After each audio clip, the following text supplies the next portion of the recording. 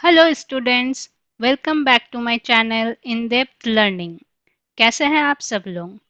अभी हम लोग क्लास 11 फाइनेंशियल अकाउंटिंग का chapter 2 that is fundamental accounting assumption cover कर रहे हैं।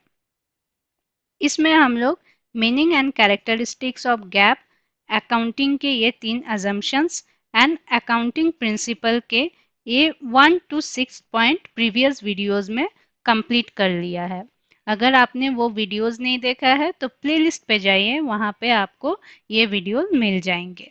इस वीडियो में हम लोग बाकी बचे हुए अकाउंटिंग प्रिंसिपल के ये 5 पॉइंट्स कवर करने वाले हैं। ओके, अकाउंटिंग प्रिंसिपल का 7th पॉइंट है कॉस्ट कॉन्सेप्ट और हिस्टोरिकल कॉस्ट कॉन्सेप्ट। इस प्रिंसिपल के according we record the value of asset on the basis of cost of acquisition, which means that हम लोग जब कोई असेट खरीद रहे हैं उसका जो खरीदते टाइम का जो वैल्यू रहता है, हम लोग उसी वैल्यू में उसे अपने बुक ऑफ अकाउंट्स में रिकॉर्ड करते हैं। ओके, फर्स्ट ईयर जिस ईयर हमने एसेट खरीदा उस ईयर तो हमने उसका कॉस्ट ऑफ एक्यूजेशन पे उसे रिकॉर्ड किया, लेकिन उसके बाद वाले ईयर्स का क्या होगा, इसमें हम लोग कौन सा वैल्यू फील करेंगे? अब सोचो, बिजनेस पर्पस से हम लोग एक लैंड खरीदते हैं। लैंड का वैल्यू है 20 lakh rupees when we purchase. Okay, तो नेक्स्ट ईयर क्या हो सकता है, इस लैंड का वैल्यू आइदर इंक्रीज हो सकता है या डिक्रीज हो सकता है, लेकिन हम लोग इस लैंड को इस 20 लाख रुपीस में ही नेक्स्ट ईयर मतलब कमिंग ईयर्स में रिकॉर्ड करेंगे। ओके, अब सोचो, बिजनेस पर्पस के लिए हमने एक कार खरीदा। कुछ साल पहले टाटा का एक कार निकला था, टाटा बोल्ट। इसका मार्केट वैल्यू सपोज हम लोग पकड़ते हैं 6 लाख रुपीस रहा होगा। अब इसको हम लोग नेक्स्ट जो कमिंग ईयर्स है उसमें इस कार का वैल्यूएशन क्या करेंगे? ये कार जब निकला था, कार तो बहुत अच्छी थी लेकिन मार्केट में उतनी चली नहीं, तो इसका प्रोडक्शन बंद हो गया। तो हो सकता है कि ये कार का नेक्स्ट ईयर प्रोडक्शन बंद होने के वजह से इसका वैल्यू बहुत ज़्यादा ही डाउनफॉल हुआ होगा। तो हम लोग उस टाइम जब नेक्स्ट ईयर है, नेक्स्ट ईयर में इस कार का वैल्यू में क्या, ये जो मार्केट प्राइस आया है उसमें रिकॉर्ड करेंगे, या फिर हमने जो खरीदते टाइम जो पे किया था उसमें रिकॉर्ड करेंगे? खरीदते टाइम जो पे किया है उसी में रिकॉर्ड करेंगे, क्योंकि इसी वैल्यू पे हम लोग डेप्रिसिएशन चार्ज करेंगे। And this cost of accusation is known as historical cost, and this cost becomes the basis for all further accounting treatment। जैसे कहा मैंने कि ये टाटा बोल्ट हमने 6 लाख रुपीस में खरीदा था, और इस 6 लाख रुपीस पे ही जो डेप्रिसिएशन चार्ज करना है उसको हम लोग डेप्रिसिएशन चार्ज करके उसका जो रिड्यूस्ड वैल्यू है वो कमिंग ईयर में लिखेंगे। ये डेप्रिसिएशन का कॉन्सेप्ट आप लोग जब डेप्रिसिएशन पढ़ेंगे तब आपको क्लियर होगा, लेकिन एट अ टाइम मैं अभी ऐसे ही समझा देती हूँ आपको। अगर ये हम लोग कंसिडर करते हैं कि हमारा डेप्रिसिएशन 10% लगेगा, यानी 6 लाख रुपीज़ में हमारा डेप्रिसिएशन चार्ज होता है 6,000 रुपीज़, तो नेक्स्ट ईयर हम लोग इसका वैल्यू क्या लिखेंगे, 5,94,000। इसी तरह फिर से हम लोग ये 6,000 माइनस करेंगे, माइनस करने के बाद जो वैल्यू आएगा वो वैल्यू हम लोग लिखेंगे अपने नेक्स्ट ईयर के रिकॉर्ड में। ओके, तो बेसिकली आपको कॉस्ट कॉन्सेप्ट या हिस्टोरिकल कॉस्ट कॉन्सेप्ट में बताया गया है, जो भी हम लोग असेट खरीदते हैं उनका रिकॉर्ड कॉस्ट ऑफ एक्यूजेशन पे होना चाहिए, और इसी कॉस्ट ऑफ एक्यूजेशन के बेसिस पे हम लोग उसका जितना भी फर्दर ट्रीटमेंट होता है, यानी उनका डेप्रिसिएशन चार्ज करना या एप्रिसिएशन करना, ये सारी चीज़ें इसी कॉस्ट पे बेस्ड रहेंगे। Okay, next point is matching cost और matching principle. So guys, what is the main purpose of doing business? Definitely it's earning profit. Okay, इस प्रिंसिपल के हिसाब से एक अकाउंटिंग पीरियड में जो रेवेन्यू अर्न होता है उसको उस रेवेन्यू को अर्न करने के लिए जो कॉस्ट या एक्सपेंसेस होता है उससे मैच किया जाता है और उस मैचिंग के बेसिस पे हम लोग प्रॉफिट फाइंड आउट करते हैं. ओके, फॉर एग्जांपल सपोज हमारी कंपनी कोई प्रोडक्ट सेल करती है 10 लाख रुपीस में. तो ये 10 लाख रुपीस जब हम लोग अर्न कर रहे, ये हुआ हमारा रेवेन्यू. ओके, तो ये क्या पूरा ही हमारा प्रॉफिट है? नहीं, ये हमारा प्रॉफिट नहीं है.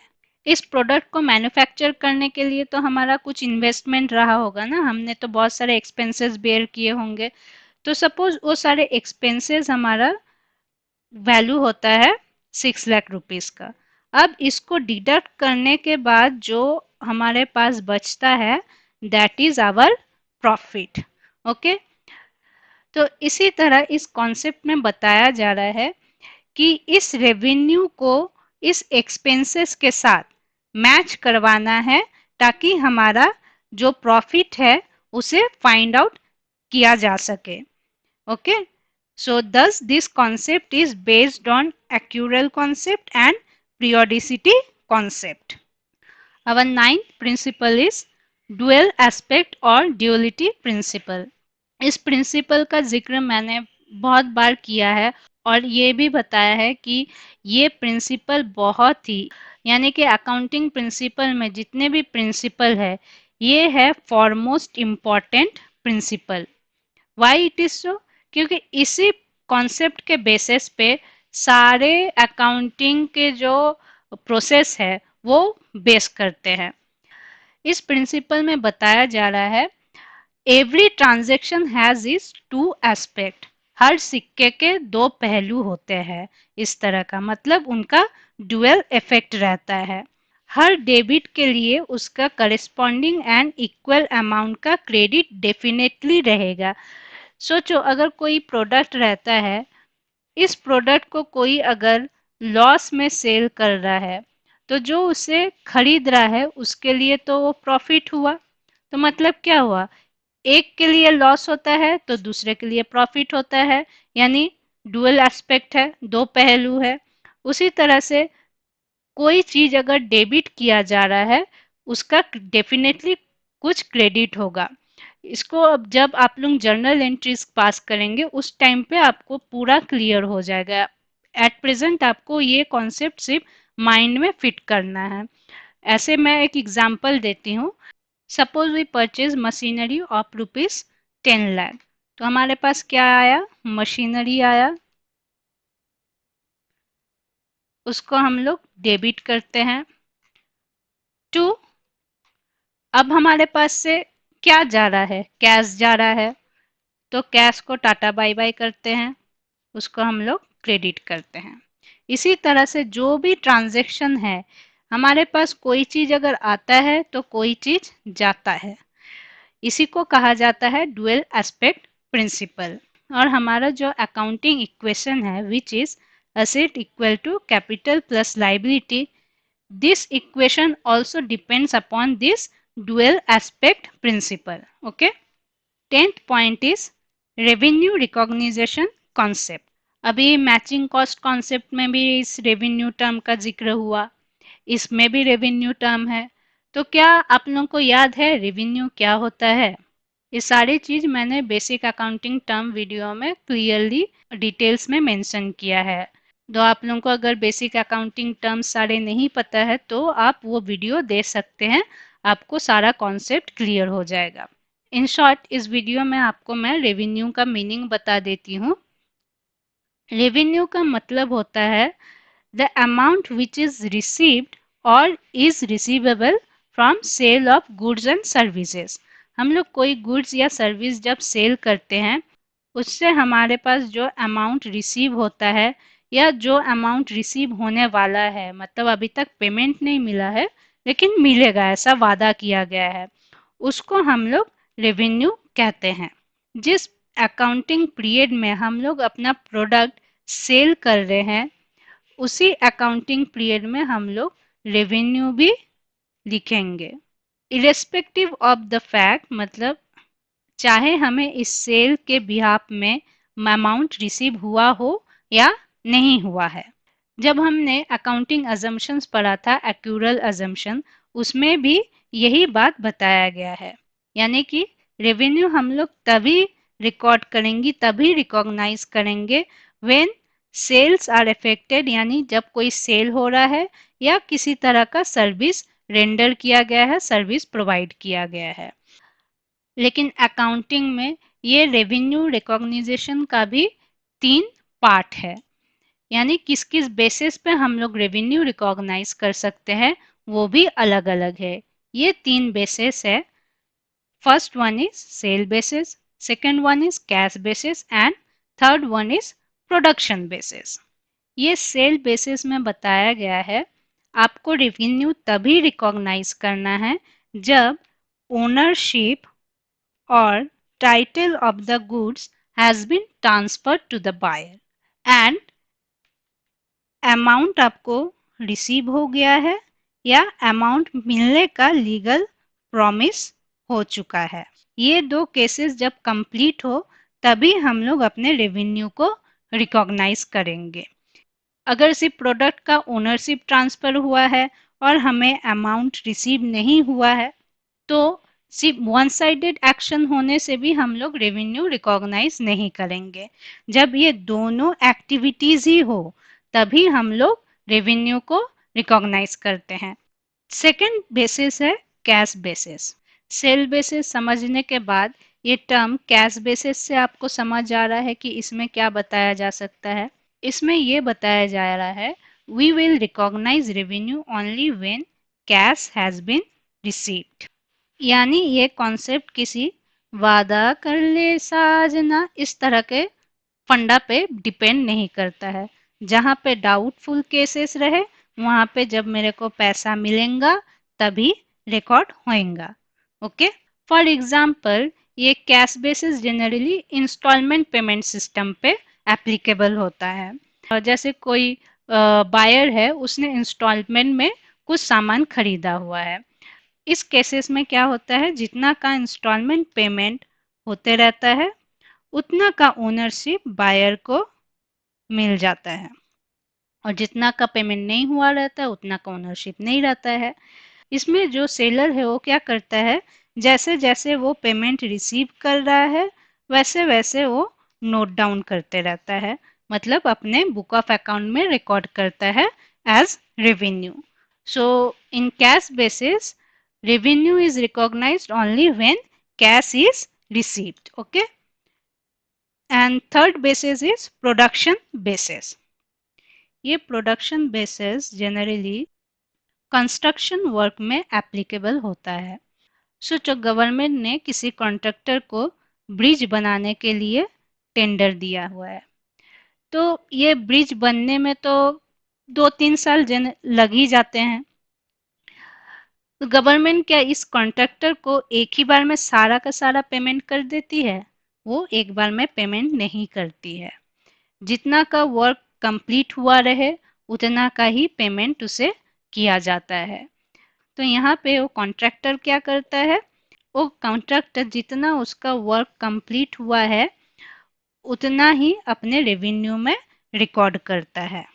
विच मीन्स प्रोडक्शन बेसिस में जितना तक का प्रोडक्शन हो गया है उतना तक का ही अमाउंट को रिकॉर्ड करना है और बाकी जितना का वर्क अभी भी बाकी है उसको रिकॉर्ड नहीं करते हैं। जैसा जैसा वर्क कंप्लीट होता है वैसा वैसा उसको रिकॉर्ड करते हैं। तो रेवेन्यू रिकॉग्निजेशन का ये 3 बेसिस आपको क्लियर हो गए होंगे। ये थोड़ा इन डेप्थ नॉलेज है, इसीलिए इस चैनल का नाम इन डेप्थ लर्निंग है। तो आपको अगर ये सारे पॉइंट्स अच्छे से क्लियर हो रहे हैं तो आप इस वीडियो को लाइक कीजिए और कमेंट कीजिए, अपने दोस्तों के साथ भी शेयर कीजिए ताकि उनको पूरा डिटेल्स में इन डेप्थ में नॉलेज मिले। Sharing is caring. Accounting principle का लास्ट पॉइंट है वेरीफाइएबल ऑब्जेक्टिव कॉन्सेप्ट। ये कॉन्सेप्ट भी अकाउंटिंग के मीनिंग से ही रिलेटेड है। According to this principle, every business record must be based and supported by documentary evidence. ये हमने अकाउंटिंग के मीनिंग में पढ़ा था ना कि सारे ट्रांजैक्शन को वेरीफाइबल डॉक्यूमेंट्री एविडेंस के बेसिस पे रिकॉर्ड किया जाना चाहिए। For example receive bill invoice cash memo, ताकि जो भी रिकॉर्ड्स हो रहे हैं उनको वेरीफाई किया जा सके कि ये सही है या गलत है, कोई फ्रॉड तो नहीं हो रहा, कोई अमाउंट को बढ़ा चढ़ा के या घटा के तो नहीं दिखाया जा रहा है। इसीलिए सारे चीज का वैलिड प्रूफ होना जरूरी है। वेरीफाइबिलिटी मतलब क्या होता है कि हम लोग उसको क्रॉस चेक कर सकें। लेकिन ये टर्म ऑब्जेक्टिविटी का मतलब क्या होता है? Objectivity of the document means that these vouchers contain fact presented in an unbiased way। मतलब जो भी डॉक्यूमेंट्स है, इन डॉक्यूमेंट्स में जो भी फैक्ट्स है वो अनबायस्ड, उसमें किसी का छेड़छाड़ या गड़बड़ी नहीं हुआ रहे। ओके, तो verifiability objective concept means all transaction must be supported by verifiable documents and which should be objective, means free from biasness। okay, ये हमारे इंटरेस्टिंग से अकाउंटिंग प्रिंसिपल का लास्ट पॉइंट रहा। होप सो आपको सारे पॉइंट्स अच्छे से क्लियर हो गए हैं। फिर भी अगर आपको कोई डाउट रहता है तो आप कमेंट कीजिए, मैं हर डाउट को क्लियर करूंगी। वीडियो अगर अच्छा लग रहा है, आपके लिए बेनिफिशियल है, तो प्लीज़ लाइक कीजिए, अपने दोस्तों के साथ शेयर कीजिए। और अगर आपने अभी तक मेरे चैनल को सब्सक्राइब नहीं किया है तो सब्सक्राइब कीजिए। और हाँ, बेल आइकन को प्रेस करना नहीं भूलिएगा, ताकि मेरे आगे आने वाले वीडियोस का आपको नोटिफिकेशन मिलता रहे। Thank you.